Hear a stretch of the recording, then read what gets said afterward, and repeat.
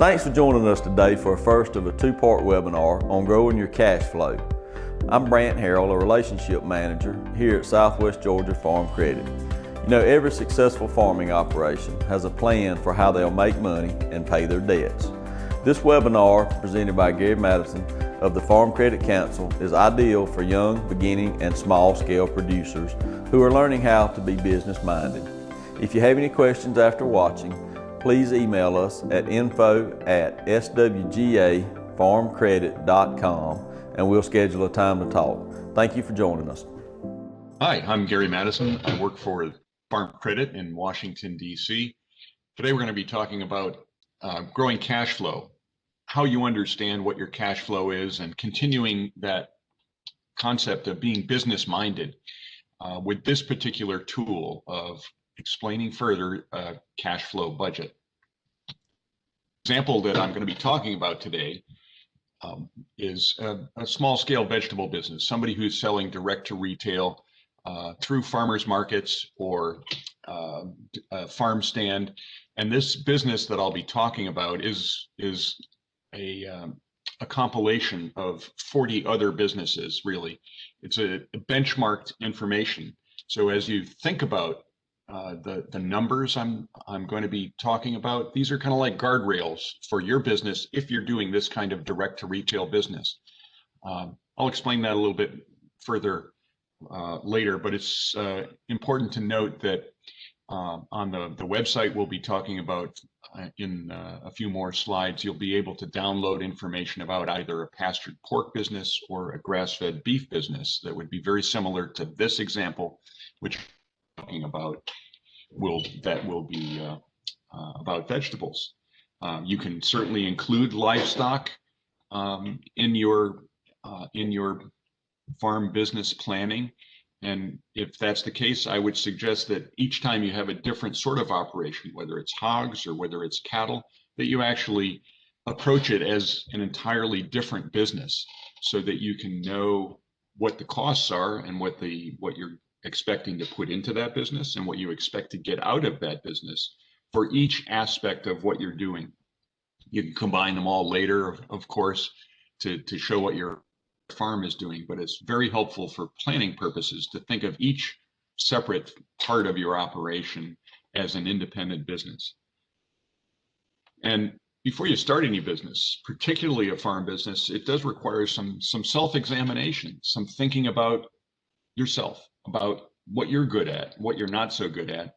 And probably the most important is the last bullet on this slide, which is your capacity to delay gratification, I guess is another way of saying self-discipline.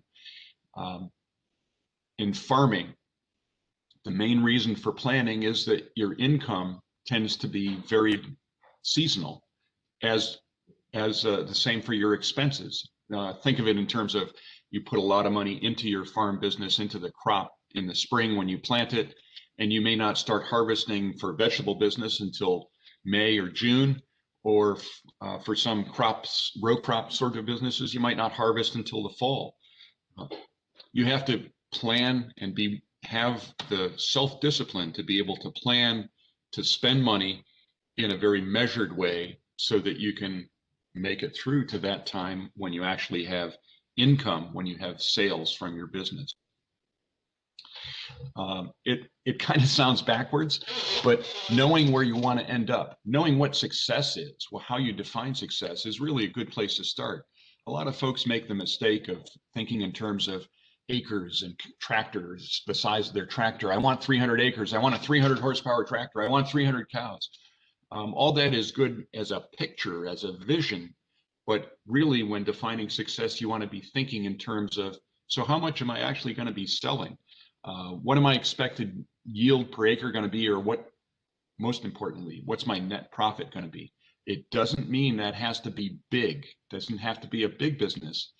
If you're a retirement farmer, you're a late in life beginning farmer, let's call it that, and you're starting a business, you want to be very careful about what you put into the business for an investment and what you expect to get out of it. It's at any scale or size of business, it's important to define success. You can see in my definition of success here, I refer to net profit, which is what you're planning to earn after you've paid all the other expenses of your business. Net profit's an accounting term. Yeah, you can look that up on the internet, find all sorts of very complicated sorts of explanations of that. But my definition of net profit for thinking about planning is net profit allows you the ability to do what you want to do again next year. If you lose money, if you have a net loss rather than a net profit, you have a lot fewer choices. That money that you've lost has to come from somewhere, from your savings, from your partner's income. And there's a limit, there's a time limit on how much money you can lose for how many years. No matter what the scope, how big the business is you're thinking of, you need to think in terms of how can I keep this business going next year, which is my definition of net profit, the ability to do what you want to do next year. I don't know what your vision is for your farm operation, and I'm certainly not here to tell you what it should be. You should be looking for people that you trust to tell you what they really think of your plan for a farm business. If you want to get good advice when you bounce ideas off someone who's a friend, a neighbor, a mentor, or a loan officer, then it's a really good idea to have your story, your business plan organized in such a way that you can get help from many different perspectives. A business plan is a way to organize your story so that you can ask others for help. To know what your business is, have that plan for success, and understand that even though you may not like the numbers, like dealing with the numbers, that you need to have a budget there because that's what a lot of other people are going to have as their perspective. Rather than thinking about what you're going to grow and what you're going to sell and how great it's going to be at the farmer's market, somebody else's perspective is certainly going to include, so how much are you going to sell? What are you going to sell? And how much is it going to cost you to grow that stuff? And also to think about contingencies. Contingencies are like what could go wrong. We talked about that earlier in the risk management webinar that you probably looked at earlier. I mentioned before self-assessment. Here's another part of self-assessment, thinking about what you're good at. And really the important part of these three skills I list here, is figuring out what you're not good at so that you can have some help there and replace it. Most of us go into farming because we're interested in production, making something, using our hands, doing something, producing that crop. A lot of us think of somebody who likes to go to a farmer's market, want to be there to actually sell the stuff, and we might even be pretty good at that. The business skill that is absolutely necessary for any business, hardware store, Walmart, you name it, every business has to have these three business skills in it. The one that farmers are least likely to be interested in is financial. It's not as interesting. It's not as exciting. I mean, I farmed for 30 plus years. I had to beat myself up to do the financial reporting and accounting that was necessary for that. The idea here is not to say, gosh, you have to learn how to be an accountant. And with the next few slides, I'm going to be showing you numbers and it's going to make you nervous. I'm not trying to turn you into an accountant. I'm trying to help you understand that to make good decisions about the future of your business, you need to understand the outcomes of that accounting. You need to understand the story that those numbers are going to tell you so that you can make good decisions and so you can communicate to others what you're trying to accomplish. The basic business plan that I'm showing you here as a blank is this is an outline of how to think about planning. I'm not suggesting that you fill this in and bring it to a loan officer and try to borrow $250,000. That's not the point of this. This is to help you understand how to think about business planning. And probably the most important part of this form is right there in the middle where it says SMART goals. That SMART, S-M-A-R-T, stands for specific, measurable, attainable, rewarding, and timed. If you don't have objectives, goals that are specific, measurable, attainable, rewarding, and time, you're really not writing down enough to help you answer all the questions about how you're going to accomplish that. That's the whole purpose of this one-page business plan. Let me show you a version here with some of the key risk areas. You can see under objectives there, the key risk areas would involve goals or objectives involving people, financial, production, and marketing. And the fifth one that I haven't listed here is legal, which pretty much means buy insurance. So let's look at some examples. This is the handout that's available to you. It's filled in with examples. You can see under objective 3, the third column over is a production goal. And that objective is to increase efficiency while offering customers a wider selection. And then the SMART goal is decrease COGS. Okay, there's some jargon, cost of goods sold per pounds of tomatoes. In other words, I'm going to be more efficient. I'm going to produce tomatoes at a lower cost. My action plan is going to be to measure production per worker and per variety, and so on through the rest of that example. I'm not saying that this is the recipe for how to grow tomatoes for this business of Tyler's Tip Top Tomatoes. What I'm suggesting is if you use this form, this one-page business plan as a template to think about your objectives and then how you're actually going to implement, how you're going to accomplish those objectives, what your goal is going to be to actually implement those objectives. That's the essence of business planning. So again, this is about how to think about business planning, not fill this one page out and call it a day. That's a business plan. You know, if you actually thought about it in terms of how many of these pages would I have to fill out, you might have, let's go to the slide. You might have 10 pages like this about people and 5 or 10 about financial and maybe 15 or 20 about production. Because that's where we like to spend our time, right? Thinking about how we're going to produce something. Again, this is a conceptual way to understand how you should look at business planning in terms of making sure that your goals are specific, measurable, attainable, rewarding, and timed. And that rewarding thing doesn't have to be money. Remember why you wanted to get into business, why you want a farm business. What is it that you're going to get out of it? And some of it is really, some of what you get out of a business is the lifestyle that you're going to have and the appreciation that you're going to feel when you bring a tomato like this to a market and sell it to a very special customer who's going to love tomatoes and love farmers for the rest of her life. All right, let's get back to some more numbers. This is the one-page plan that is the one-page financial plan.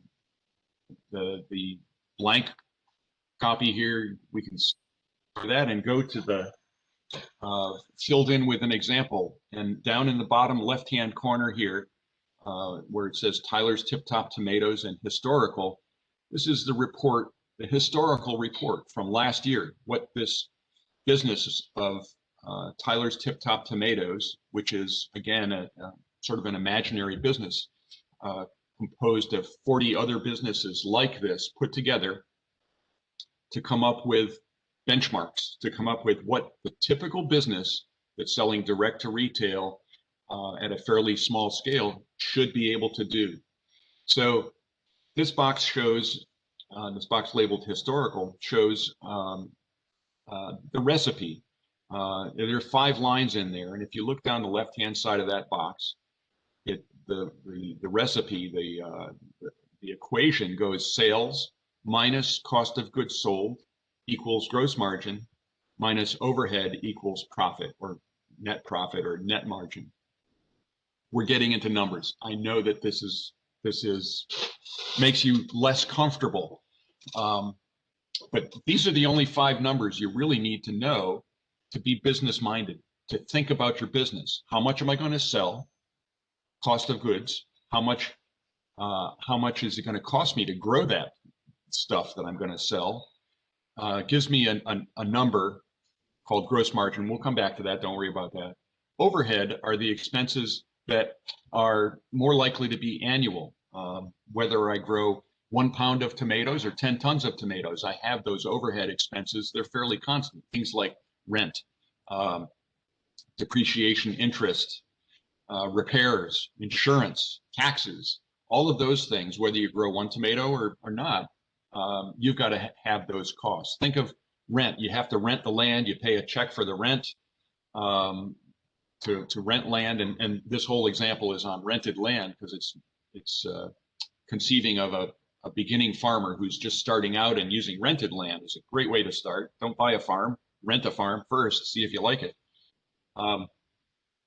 Anyway, this 5-line income statement is really the most important thing I'm going to be telling you in this webinar, and the most important thing for you to keep in your head as the template for being business minded. How much do I expect to sell? What's it going to cost me to grow that stuff? What's my gross margin? How good am I at doing that? Let's stop right there. Gross margin. Look at the box. Sales minus cost of goods sold equals gross margin. If you look at the right-hand side of that box, it says the results are in percent of sales. So this is a way to compare any business to another business. If you talk about what is your cost of goods sold as a percent of sales, you can compare this to any other business.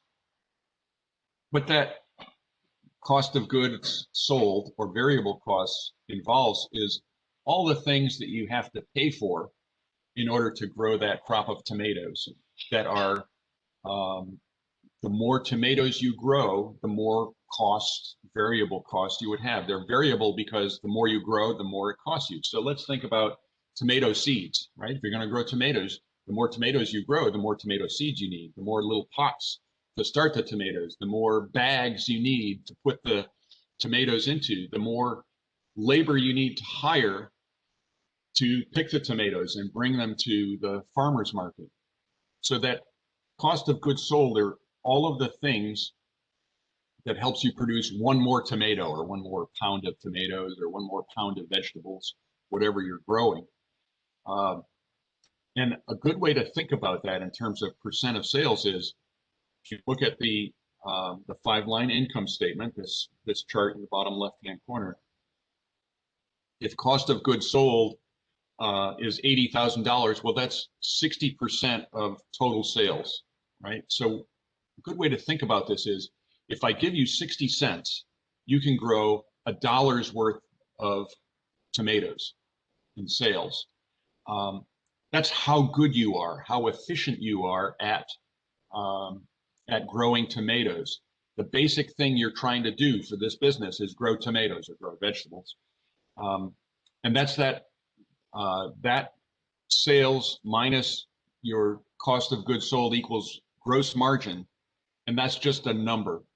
But that number of, in this case, $54,000 or 40% is how good you are at growing tomatoes. That's what says, if I give you 60 cents, you can turn it into $1 worth of sales, and 40 cents are left over, right? And with that gross margin of 40%, you can do 2 things with gross margin. You can pay your overhead costs, the rent, taxes, insurance, all that kind of stuff, and or you can put it in your pocket as net profit. A net profit of 10% is what you should expect from a small farm business like this, selling direct to retail, because that's what lots of other farm businesses have done in the past. These are your guardrails. This is how you're going to approach budgeting for your farm business.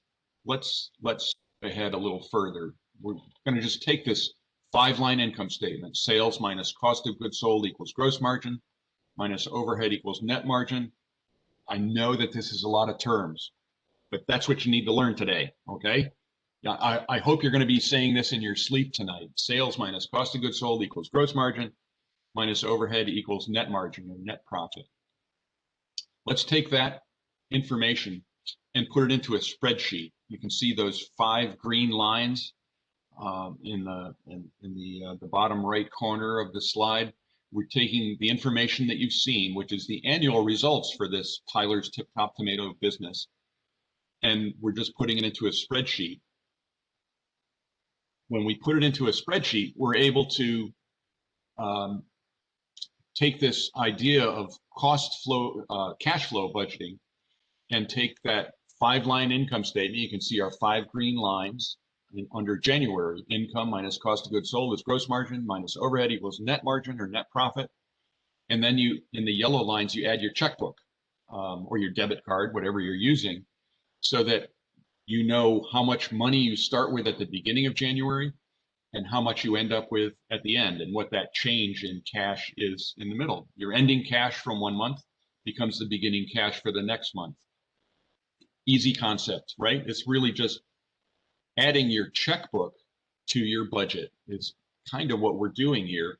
You have a budget for what you expect for income, cost of goods sold, gross margin, overhead, and net profit. Then you're adding your checkbook to that. So that's the idea of cash flow budgeting. All right. Remember this? This is annual results. This isn't a cash flow budget. This is annual results shown in both dollars and as a percentage of sales. We're calling that the line income statement. We take that and we actually chart that 5-line income statement. You can see our 5 green lines, but all of a sudden they're long, a lot longer, because we've done this for month by month, January, February, March, all that. So we're adding more details, but really it's not getting more complicated. It just looks bigger, right? And you can see down on the bottom, there's still the cash flow, what happens to our checkbook as we go through the year. Remember, this is all historical information. This is what Tyler's Tip Top Tomatoes did last year. That's why we know all these numbers. All right, hang on to your chairs. I don't mean to scare you, but this is what your goal is. This is a monthly cash flow budget for the entire year. You can see there's a lot more detail here, and I know that's scary, but if you back up just a little bit, you can still see those 5 green lines. This is still a simple formula of sales minus cost of goods sold equals gross margin minus overhead equals net margin. There's way too much detail in here for me to go through in a quick webinar. But what I'd like to encourage you to do is to download this live spreadsheet. You can see it will be sent out to you, as well as you can see the farmbiztrainer.com website where you can download it from, and play around with it. Put in your own numbers. The place to start when you're planning your business is, how much do you think you can sell of what you can produce? If you've got an acre, here's a rule of thumb. If you've got an acre and you're selling direct to retail vegetables, if you do everything right, you're going to sell between $20,000 and $30,000 per acre. If you have an acre of production, think about how many acres you have, and then think about where you're going to sell this stuff, because how many farmers markets can you go to? How much could you sell at each farmers market? And that's the way to start conceptualizing how you're going to put what you think your farm business will do into this template of what an average small scale direct to retail vegetable based business can do for sales. That's the key here.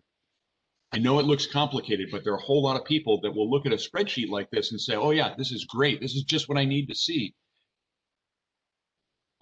Did I mention a lender would do backflips? They would be so happy to see somebody come in the door with a detailed budget like this, because it sets expectations as to what your performance is going to be, what you expect to do, and a way to track what you actually have done over the course of a year. Creating a budget isn't about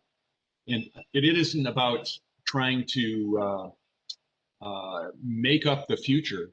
It's about trying to say, so realistically, what can I do? You're making estimates, you're making assumptions, you're not trying to predict the future.